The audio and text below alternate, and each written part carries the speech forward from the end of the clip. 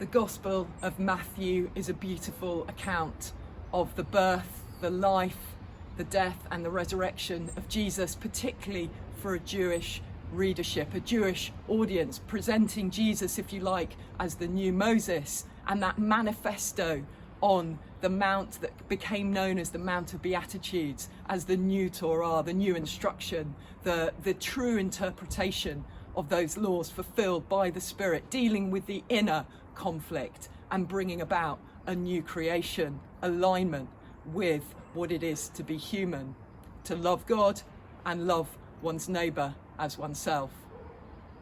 We see wonderful echoes of the creation and Exodus narratives.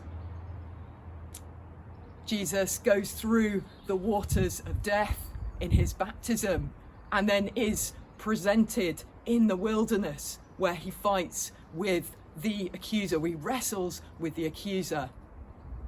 And finally, in not being seduced by him, recovers in the wilderness what Adam and Eve lost in the garden, a jurisdiction over that spiritual being, that ancient enemy of humanity.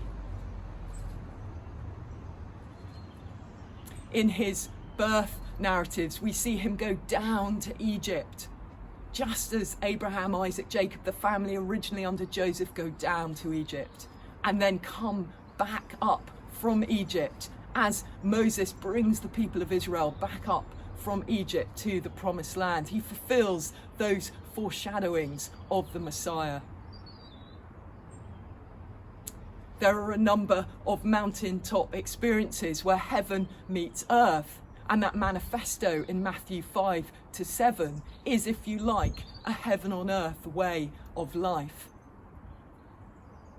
And then finally we see him suffering in a garden, surrendering his life in a place called the olive press, where the olives are pressed, the oil may pour out. Executed on a mountain where he descends to the depths of the human condition, to death, to depravity, and then is ascended back in his resurrection, where he reappears in a garden, a new Eden, a new creation.